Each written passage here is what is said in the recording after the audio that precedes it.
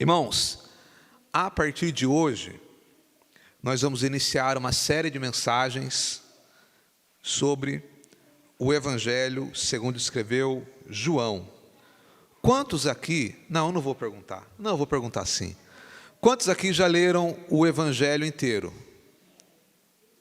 Irmão Vera, irmão Cláudio, Moisés. Ô Moisés, você está crente mesmo, Moisés. Ô glória. Tá, então para vocês que não leram, eu vou te dar um conselho.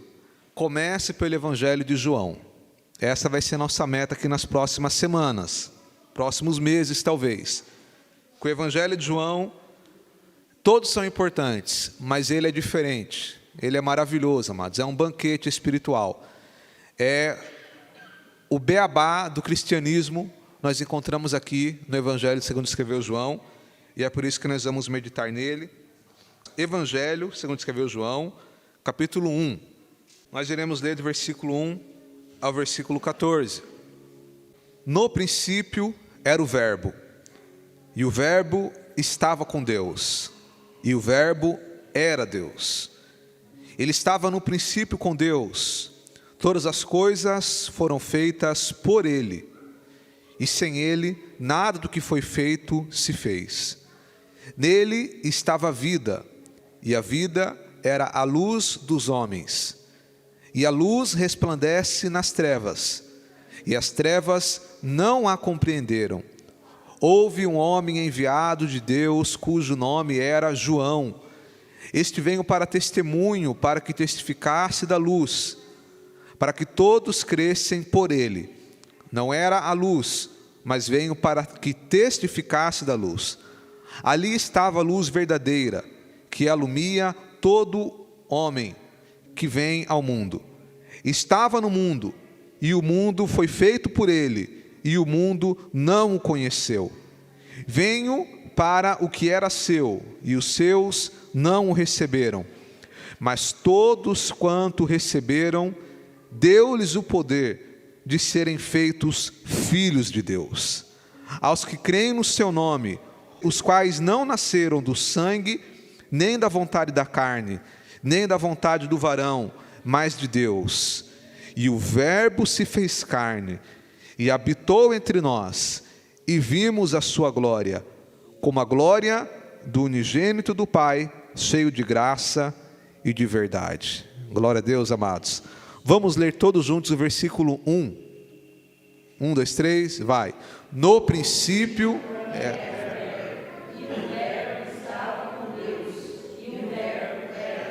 Amém, amados. Glória a Deus por essa leitura maravilhosa. Quando nós olhamos para o Novo Testamento, nós sabemos que tem os 4 evangelhos: Mateus, Marcos, Lucas e João. Os evangelhos de Mateus, Marcos e Lucas, nós consideramos evangelhos sinóticos, ou seja, eles são muito parecidos.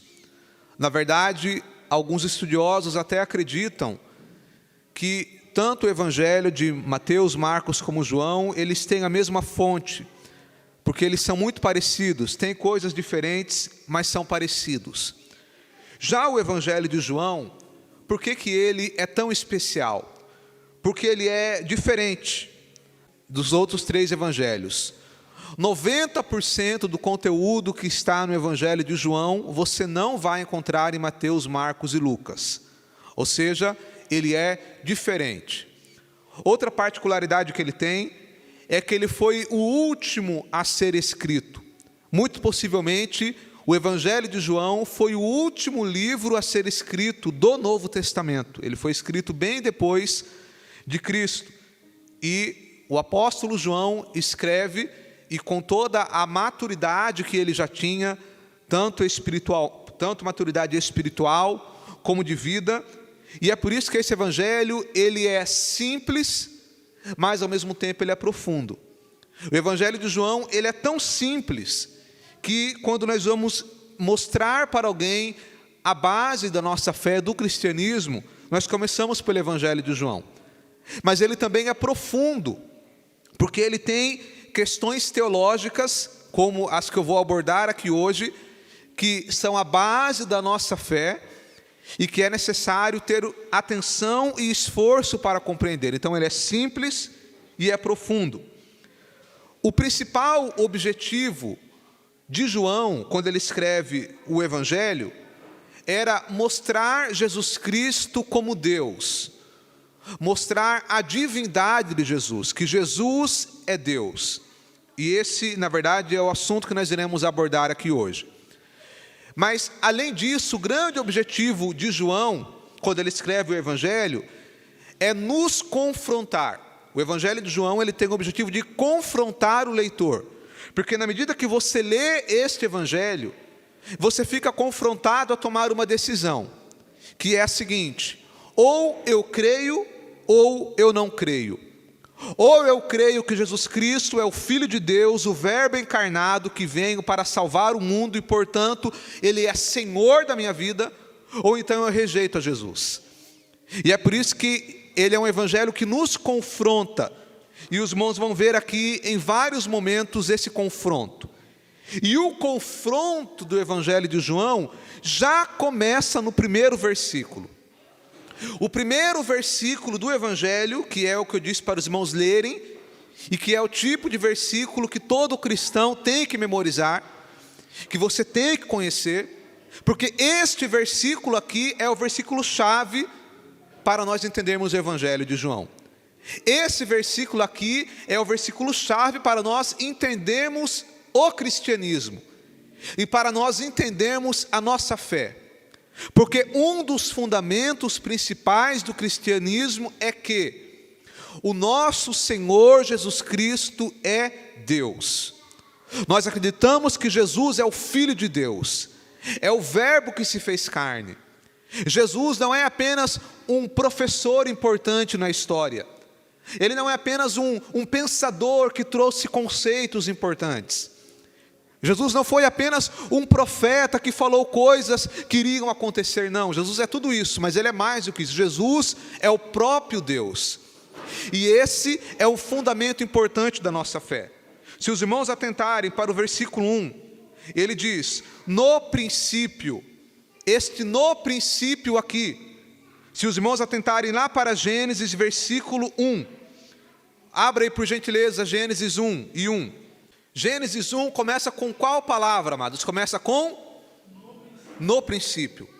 Então o mesmo no princípio que nós encontramos em Gênesis 1 é o que João vai usar aqui. Ele diz no princípio, mas que princípio é esse? É o princípio do tempo, é o princípio da história. Nós somos seres mortais e somos seres que foram criados. Então nós estamos sujeitos ao tempo, mas Deus não se prende ao tempo, porque Deus é eterno. E aqui eu vou fazer uma pergunta matemática para os irmãos. Se você tem 1000 anos e você tira um ano de 1000 anos, quantos anos sobram? Quantos, amados? 1000 anos tira um, quantos anos ficam? 999. Então se eu tenho 1000 anos e tiro um, sobra 999, Moisés. Agora, se eu tenho a eternidade e tiro um ano da eternidade, quanto tempo sobra? A eternidade. Se eu pego e tiro 1000 anos da eternidade, quanto tempo sobra? A eternidade.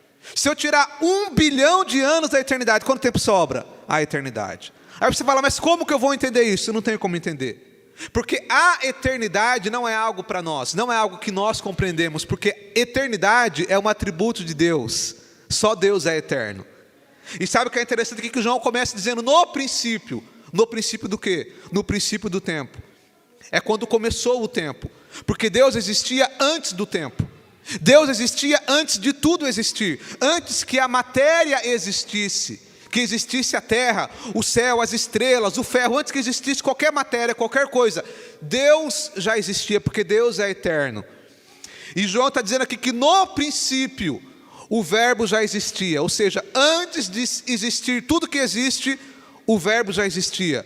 E quando ele diz aqui, no princípio era o verbo, e o verbo estava com Deus, e o verbo era Deus, o verbo aqui é a palavra logos, que significa palavra. O verbo aqui é Jesus. Então João está dizendo que antes que existisse qualquer coisa, Jesus já existia. Jesus já existia. Por quê? Porque ele é eterno. Antes que Deus criasse qualquer coisa, ele já existia. Então, quando ele fala que Jesus é eterno, ele está mostrando aqui que Jesus é Deus, porque eternidade é um atributo apenas de Deus. O interessante é que, se nós atentarmos lá para Gênesis, vamos lá, Gênesis 1, que diz para os irmãos abrirem.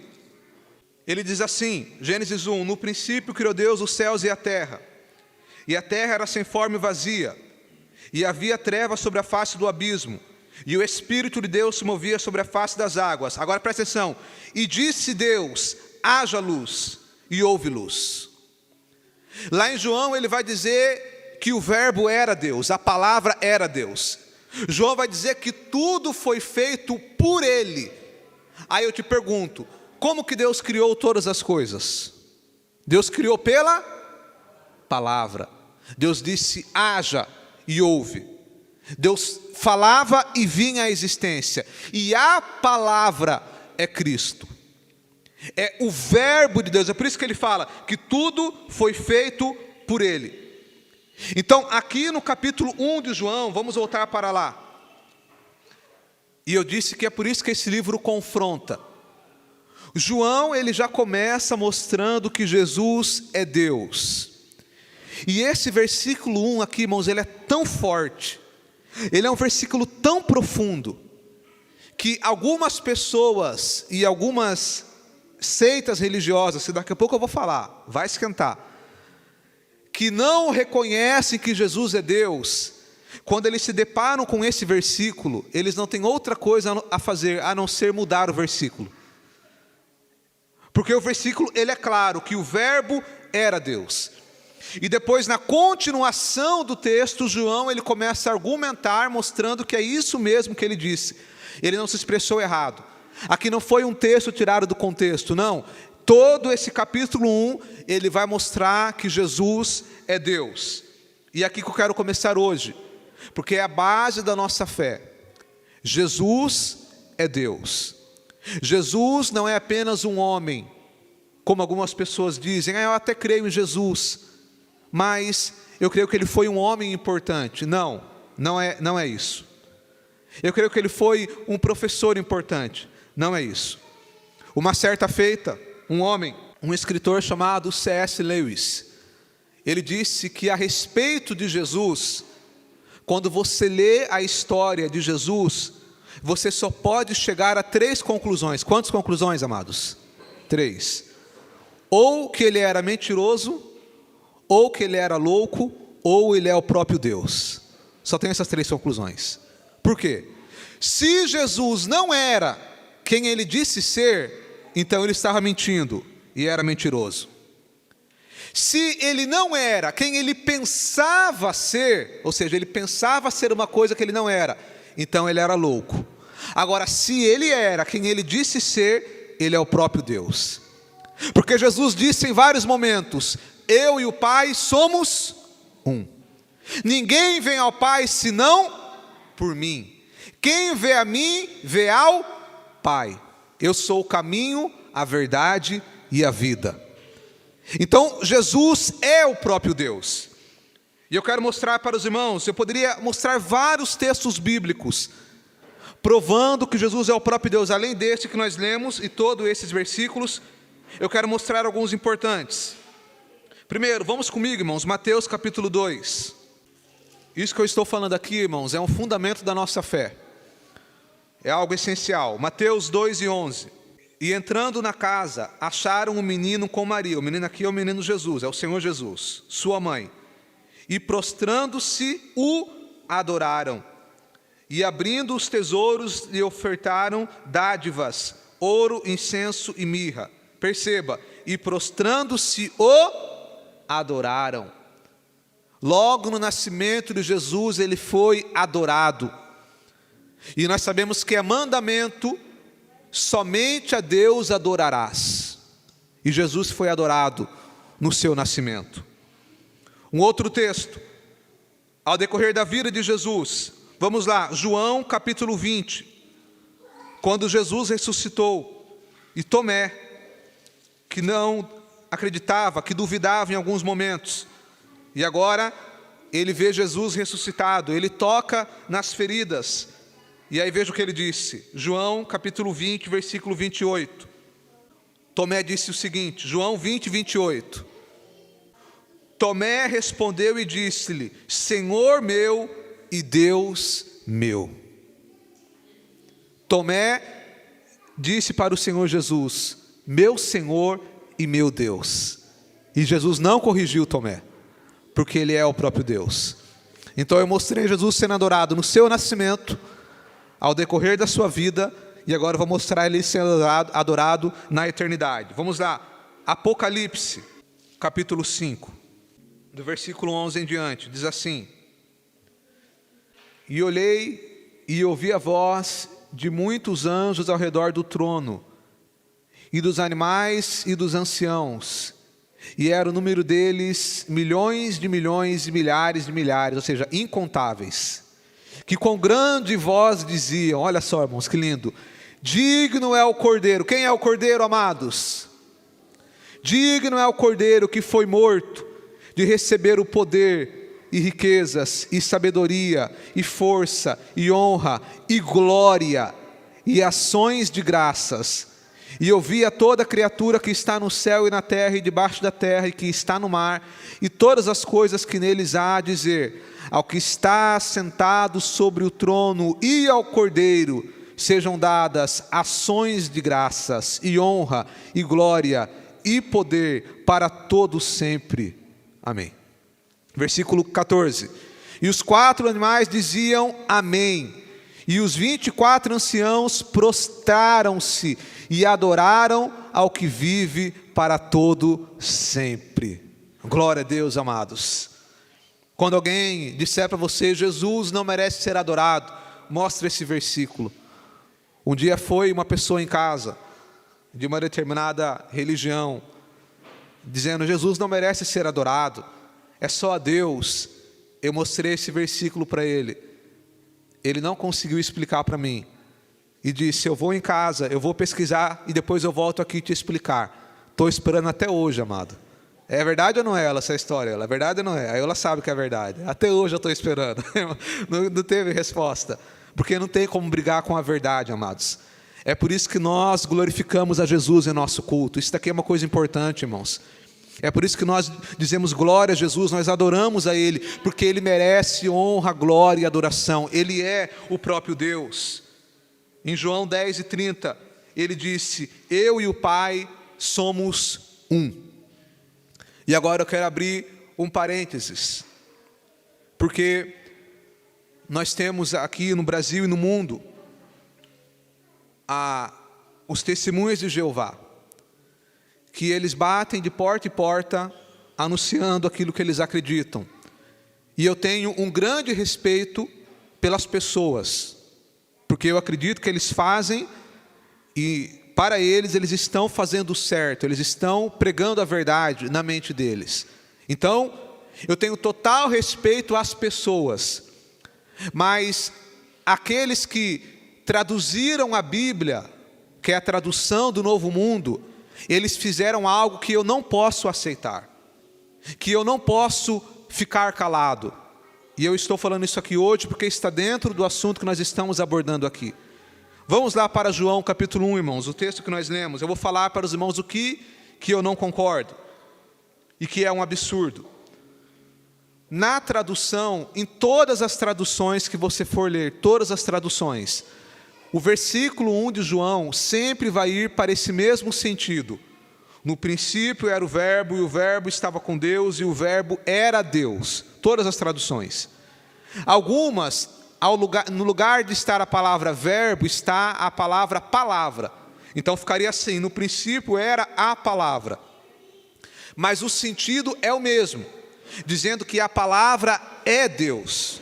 Porque é um versículo claro mostrando a divindade de Jesus. Agora, a tradução do Novo Mundo, que é a que eles usam, eles mudaram esse versículo.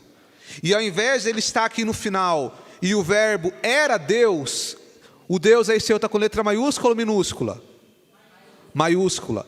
Na tradução dele está assim, e o verbo era um Deus.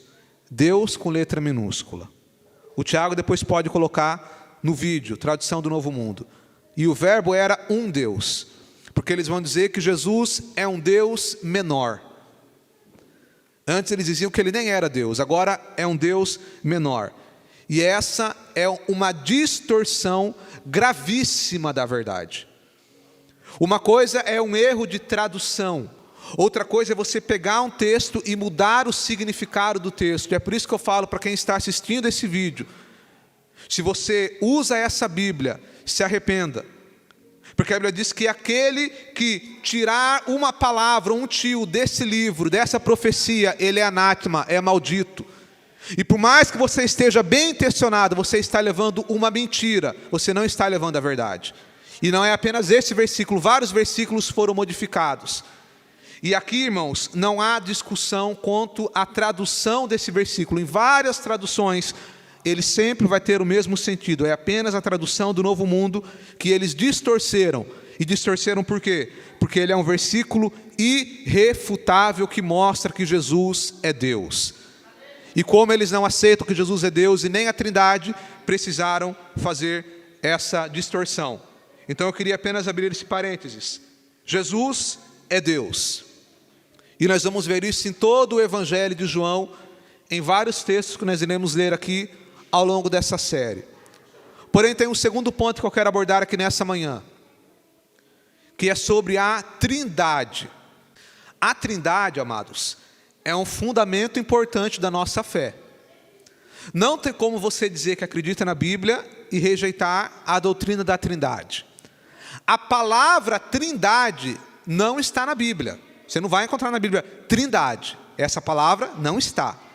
Mas essa doutrina nós vamos ver ao decorrer de toda a Bíblia.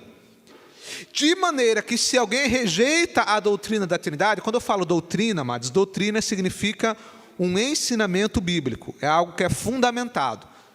Então, se eu rejeito a Trindade, não tem como eu acreditar na Bíblia, porque a Bíblia ela vai ser um livro totalmente contraditório. Por exemplo, lá no Antigo Testamento fala que só existe um único Deus, e agora João vai dizer que Jesus também é Deus, então fica uma contradição. Em alguns momentos nós vamos ver aqui textos falando que o Espírito Santo é Deus, e que eles são pessoas diferentes. Então aí fica um livro contraditório. Agora, quando nós analisamos a doutrina da Trindade, nós vemos que tudo se encaixa, que é uma doutrina bíblica, aceitada largamente pelos cristãos, já faz séculos. Eu vou mostrar para os irmãos. Em primeiro lugar, o que é a Trindade? A doutrina da Trindade ensina que Deus é um só ser, mas se revela em três pessoas distintas, que têm papéis diferentes, mas em harmonia. Deus é um só ser, mas que se revela em três pessoas distintas. Preste muita atenção. Entender a doutrina da Trindade com profundidade é algo muito difícil. Até porque nós somos seres mortais e materiais. Nós temos limitações. E a Trindade é algo divino, é algo eterno. Então tem coisas, irmãos, que fogem da nossa compreensão. Mas o que a Bíblia nos mostra é mais que suficiente para nós entendermos que essa é uma doutrina bíblica e que isso existe de verdade. E eu vou mostrar para os irmãos ao longo de toda a Bíblia. Vamos lá comigo, Gênesis 1. Preste muita atenção para você não esquecer. Gênesis 1. Logo nos 3 primeiros versículos, nós já percebemos a Trindade aqui. Antes de eu ler, irmão, preste muita atenção aqui, deixa eu te dizer uma coisa. Existe uma coisa que se chama revelação progressiva. O que é isso? Tem coisas que lá no Antigo Testamento, Deus não tinha revelado com clareza, porque precisava acontecer coisas para que tudo fosse revelado. Mas existem coisas que não eram claras no Antigo Testamento, mas hoje, quando nós analisamos o todo, nós vemos que já estava lá. A Trindade é uma delas. Perceba, Gênesis 1. No princípio, criou Deus os céus e a terra. Parou. Aqui, versículo 1 está falando do Deus Criador, o Pai. Versículo 2. e a terra era sem forma e vazia, e havia trevas sobre a face do abismo, e o Espírito de Deus se movia sobre a face das águas. O Espírito de Deus, o Espírito Santo, e letra maiúscula. Vou abrir aqui outro parênteses. Na tradução do Novo Mundo, eles mudaram aqui, e aonde está aqui? E o Espírito de Deus se movia sobre a face das águas, eles colocaram assim: e a força ativa de Deus se movia sobre a face das águas. Mudaram a tradução. Então, o Espírito de Deus. Então já falamos aqui do Pai, do Espírito Santo, versículo 3. E disse Deus: haja luz. E aí, nós entendemos esse versículo à luz de João 1, quando ele disse que no princípio era o Verbo, e o Verbo estava com Deus, e o Verbo era Deus, e tudo foi feito por ele. Esse haja aqui é o Senhor Jesus. Agora vamos para o versículo 23. Gênesis 1, versículo 26, amados. Gênesis 1, 26. E disse Deus: façamos o homem à nossa imagem, conforme a nossa semelhança. Façamos no plural. Veja aqui a Trindade. Vamos comigo agora, Mateus capítulo 28. Nós vamos andar bastante na Bíblia agora, amados, para mostrar que é uma doutrina bíblica. Mateus 28. Mateus 28, 19. Diz assim: portanto, ide, ensinai todas as nações, batizando-as em nome do Pai, e do Filho, e do Espírito Santo. A Trindade aqui mais uma vez. Vamos lá, 2 Coríntios. Mais para frente aí, passa Atos, passa Romanos. 2 Coríntios 13, versículo 13. A graça do Senhor Jesus Cristo, e o amor de Deus, e a comunhão do Espírito Santo seja com todos vós. Amém. A bênção apostólica. A graça do Senhor Jesus, o amor de Deus, a comunhão do Espírito Santo. Aí está mais uma vez. Vamos comigo agora, irmãos. João capítulo 14. Para mostrar que é uma doutrina bíblica. Evangelho de João capítulo 14. Volta lá um pouquinho para trás. João 14, versículo 15. Se me amardes, guardarei os meus mandamentos. Isso é Jesus falando. E eu rogarei ao Pai, e Ele vos dará outro Consolador, para que fique convosco para sempre. Aí, irmão. E eu rogarei ao Pai, e Ele vos dará outro Consolador. Está claro aqui, amados. As três pessoas: o Pai, Filho, o Espírito Santo. Mais um texto agora para finalizar. Atos capítulo 20. Atos 20, 28, diz assim: olhai, pois, por vós e por todo o rebanho sobre o que o Espírito Santo vos constituiu bispos, para apresentardes à igreja de Deus. Agora presta atenção: que Ele resgatou com seu próprio sangue. Olha aqui, irmãos, a igreja de Deus, que Ele quem? É Deus. Que Deus resgatou com o seu próprio sangue. Mas quem que morreu na cruz? Pronto, Jesus é Deus. Está aí, amados. Está aí falando do Espírito Santo, de Deus e de Jesus.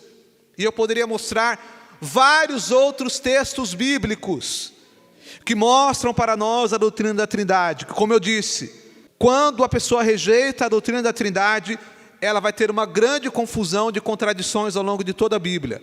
Então é uma doutrina bíblica. É um pouco difícil de compreender, mas ela é bíblica. E para entender é muito simples. A água. Vou dar um exemplo prático, que aqui você pode falar para uma criança. Água é água, sim ou não? Mas a água, ela pode ter o formato líquido, que é quando você bebe.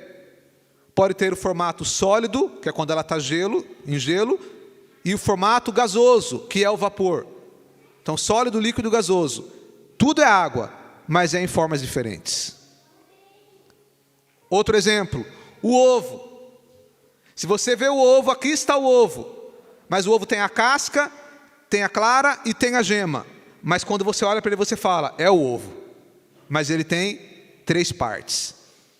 Eu poderia mostrar para os irmãos, vou pedir para o Tiago colocar na edição, Tiago, para quem vai assistir, tem um triângulo, que é um desenho que eu ia mandar no grupo da igreja, esqueci, que ele mostra aqui em cima, o Pai, o Filho, o Espírito Santo, estão ligados.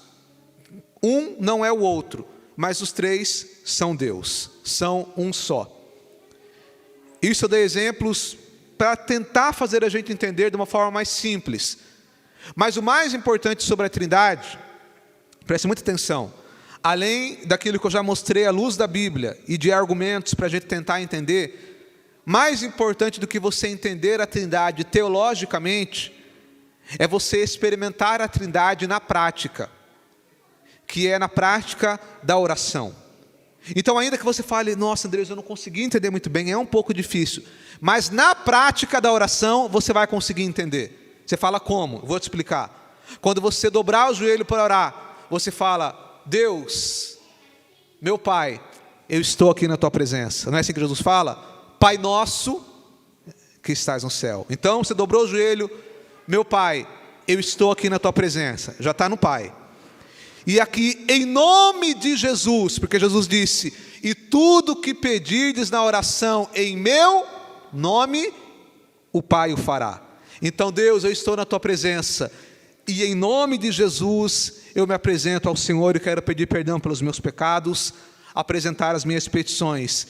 Espírito Santo, me ensina a orar, impulsiona a minha oração, me fortalece meu coração. Então, na oração nós experimentamos a Trindade, porque nós nos colocamos na presença do Deus Pai, orando em nome de Jesus, e o Espírito Santo é aquele que fortalece o nosso coração, que impulsiona o nosso coração, que quebranta o nosso coração, que faz eu e você nos arrependermos dos nossos pecados, que faz eu e você orarmos e pedirmos a ajuda de Deus, mesmo nas horas de fraqueza, que a nossa carne não conseguiria, mas o Espírito Santo nos ajuda.